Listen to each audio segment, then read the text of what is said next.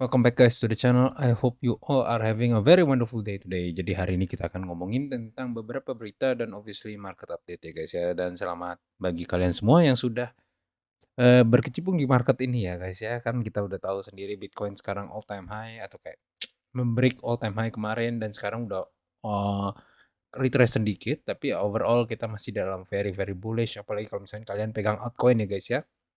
Oke, kita ngomongin aja beberapa berita, abis itu langsung saya ngomongin tentang market update dan setelah itu mungkin selesai ya videonya. Kita pertama ngomongin tentang Doge ya. Doge ini, ETF-nya katanya approve, mau approve lah di dalam 2025. Ya ini menurut saya juga sebenarnya, bullish obviously bagi Doge dan juga bullish in general buat crypto ya. Kenapa? Karena sekarang Doge tuh biasanya lebih kayak terkenal di masyarakat umum dibandingkan yang lain gitu ya, sama Bitcoin lah obviously terkenal. Karena mungkin Elon Musk dan segala macam. Jadi kalau misalkan bisa terjadi ada ETF, kemungkinan besar orang yang percaya sama Elon Musk atau orang yang percaya sama, eee influencer-influencer bisa, masuk melalui, stocks ya, kan ETF kan stocks ya, tanpa perlu harus native masuk ke dalam kripto guys ya. Tapi overall saya masih nganggap sebenarnya Doge itu lebih ke meme ya guys ya. Walaupun memang sekarang udah kelihatannya udah mulai membuktikan diri sendiri bahwa mereka itu bukan cuma meme. Karena, udah sangat sangat besar, dan lebih banyak orang nganggap itu akan terus naik terus ya gitu ya. Lalu, Donald Trump ngomong interest rate should be 1% dan katanya dia Powell tuh politically motivated untuk menahan, interest rate-nya cukup tinggi ya. Trump reportedly considering firing Jerome Powell. Terus habis itu, Powell's 4.3 policy rate aligns with current economic conditions, steady job growth, dan persistent inflation.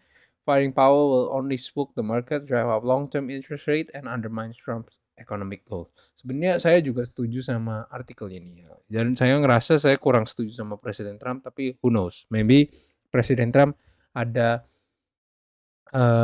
advisor ekonomiknya yang lebih pintar dari saya obviously. Tapi kalau berdasarkan data-data yang saya punya dan saya bisa ngelihat ya, kalau misalnya saya ngelihat di dalam Into the Cryptoverse punya data, unemployment kita itu 4,1, unemployment kita lagi, unemployment-nya US itu, 4,1 guys ya. Sedangkan, eee eee, targetnya The Fed adalah 4%. Lalu abis itu cukup stabil dan inflation-nya tuh 2, something. Jadi, secara tidak langsung sebenarnya 4,3% ini sudah oke gitu. Yang ada menurut saya ditahan aja terus ya, jangan dinaikin, jangan diturunin, karena sekarang ini kondisinya stabil gitu. Kalau memang masih lebih tinggi dari target, memang bisa di-cut rate dan segala macam. Cuman menurut saya overall unemployment very very strong. Maksudnya dalam bentuk, employment is very very strong, sehingga cutting rate doesn't really do much except maybe increase more inflation in my opinion ya, tapi kan who knows ya, dan makanya saya lebih suka The Fed punya cara di sini, The Powell punya cara, jangan diapa-apain gitu. Kalau makin diapa-apain makin masalah gitu menurut saya. Tapi ya, kembali lagi yang saya ngomong ya, kan Trump kan pasti lebih pintar dari saya lah, dia lebih kaya dari saya. Jadi, mungkin dia ada taktik-taktik tertentu atau mungkin ya kembali lagi, jangan-jangan ini ironi ya, gara-gara Trump buat politik atau gimana, ya kita nggak tahu. Eh, Wall Street Giant JP Morgan, sekarang udah, berusaha untuk mikirin gimana caranya nge-allow, crypto loans ya. Memang belum, tapi, dia lagi taken preliminary move ya untuk memberikan klien, cara untuk meminjam dengan kolateralnya, BlackRock punya ETF. Ini yang sangat besar juga, karena kalau misalkan, hedge fund dan segala macam bisa minjem duit berdasarkan, IB shares, kita bisa akan melihat, ada explosion of liquidity masuk ke dalam crypto market ya. Lalu misalnya kita ngelihat lagi ya, yang berikutnya adalah PNC Bank ya, salah satu aset digital, dengan $550 billion under management, itu berpartner sama Coinbase untuk membuat, ini ya, crypto financial solutions bagi kliennya. Jadi mungkin diberikan paket-paket yang ada kriptonya di dalam PNC. Kalaupun cuma 1%, 2%, itu udah berapa billion gitu ya. Kalau 1% kan udah $5 billion, berapa billion dollars, that's already massive. especially if, kalau dimasukin ke dalam Ethereum atau gimana ya.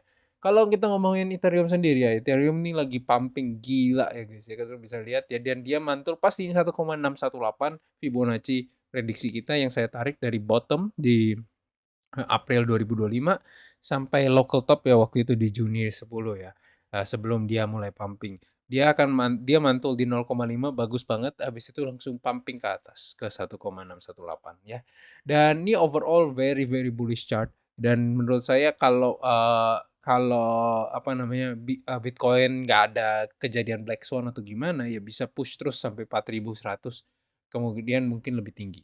Tapi overall untuk sekarang mereka memang sudah, menurut saya ya, ini harus ada retracement sedikit karena ini udah sangat-sangat overbought ya. Kalau misalnya kita lihat RSI-nya sudah sangat-sangat tinggi di 70, di 84. Kalau misalkan kita pakai 7 hari,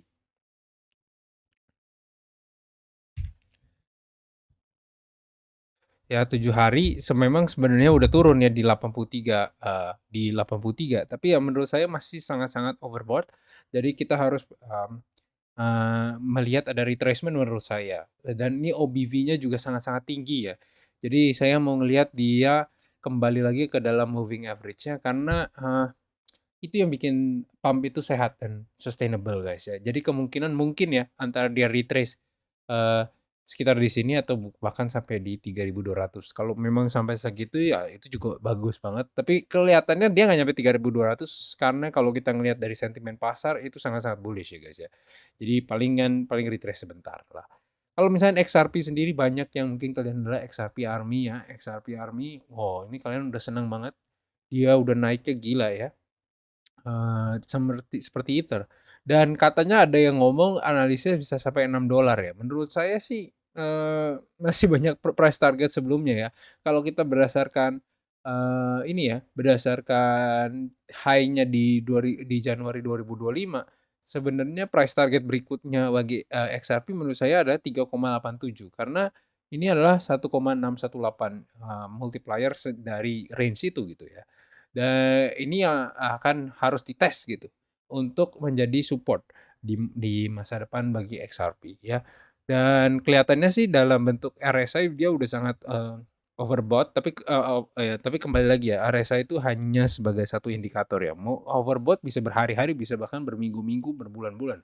Jadi bukan bukan cuman kayak, "Oh dia overbought, dia harus turun." Enggak, tapi memang cenderung dia harus menjadi equilibrium ya, terutama di OBV di sini gitu ya.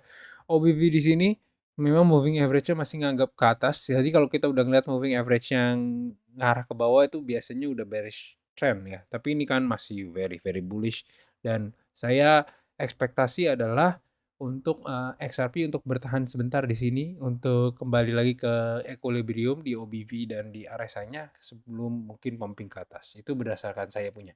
Kalau Bitcoin dominance sendiri ya, Bitcoin dominance itu sekarang di masa-masa very downtrend ya, kita udah melihat dia oversold, eee, dan dia di posisi, sell ya, bisa dibilang di sini ya. Karena moving average-nya di bawah, cut loss, moving average. Dan ini menurut saya, cukup keren ya guys ya, karena kan ini menggambarkan kekuatan Bitcoin di dalam market. Ini kalau misalnya dia turun berarti altcoin sedang lebih overperform daripada Bitcoin gitu. Dan ini mungkin adalah start of the new alt season, menurut saya sih tetap Agustus akan terjadi ada kayak shake out. Dan mulai akan terjadi Oktober dan November mulai ada pumping yang besar, tapi kembali lagi saya kan nggak tahu ya, karena kan kita ini kan monetary policy-nya different than 2021 gitu ya. Tapi overall harusnya ini kembali lagi ke equilibrium sebentar, jadi mungkin ada akan retracement sampai ke atas ke moving average-nya sebelum mungkin ya going down more, dan dia mantul ya sekitar di 0,5 lah ya, di 0,5 range-nya, dan kemungkinan ya akan berkecimpung di antara 0,5 dan 0,618 ini for a while ya, a while di sini mungkin 2 hari 3 hari sebelum mungkin ada move down more, oke. Bitcoin sendiri dia berusaha untuk nge-push lagi ke all time high-nya yaitu di $123.000. Sekarang masih berkecimpung di sekitar 116, 117 range-range di sekitar sini ya. Dan ini sebenarnya saya udah prediksi waktu itu berdasarkan Fibonacci ya, 122.000 ini menjadi resisten yang kuat dan ternyata memang mantulnya memang lebih sedikit sih, tapi akhirnya mantul balik ke dalam ke bawah ya. Dan ini yang penting kadang-kadang kita perlu lihat di dalam Fibonacci itu bukan cuman dia bisa memprediksi retracement, tapi dia memprediksi future, price discovery gitu. Karena mungkin satu-satunya cara untuk orang nge-price discovery dan menentukan resisten-resisten tuh cuman pakai Fibonacci tok. Di masa depan ya, di price discovery gitu. Mungkin ya ada mungkin cara lain lah, tapi kayak saya sukanya pakai begini. Tapi memang overall ini sangat-sangat bullish ya. Kalau kita ngelihat di OBV-nya dia sangat dekat dengan moving average-nya, which is sehat artinya. Lalu RSI-nya kembali ke di netral atau maksudnya di tengah di bawah 70. Berarti kita bisa melihat bahwa Bitcoin sedang membangun tenaga untuk nge-push higher ya. Mungkin bisa higher than 122 dan nge-push terus sampai 127 mungkin ya. Bisa dibilang. Kalau bisa begitu, oh kita bisa another wave of altcoin moves gitu ya. Kalau misalnya kita ngelihat Solana sendiri, Solana sekarang pumpingnya gila sekali guys ya dan masuk ke dalam ranah overbought sekarang dan OBV-nya diverse dari moving average ya with some power ya. Memang menurut saya targetnya Solana untuk dekat adalah 212,73. Dan ini ya cukup cukup reasonable ya bagi Solana untuk dapat ya. Karena kan Solana sendiri tuh udah late mover dibandingkan Ethereum dan yang lain-lain. Sehingga kemungkinan besar orang banyak yang ngelihat ini sebagai the next play ya. Untuk dari sejak mereka TP di Ethereum dan segala macam dia pindah ke sini ya. Dan ini saya ngelihat si Solana apalagi dengan X-shares DeFi protokol di dalam Solana sendiri ya yang men-tokenize stocks itu akan menjadi very very bagus banget ya Solana. Anyways, that is all for this video. I'll see you guys next time. Bye bye.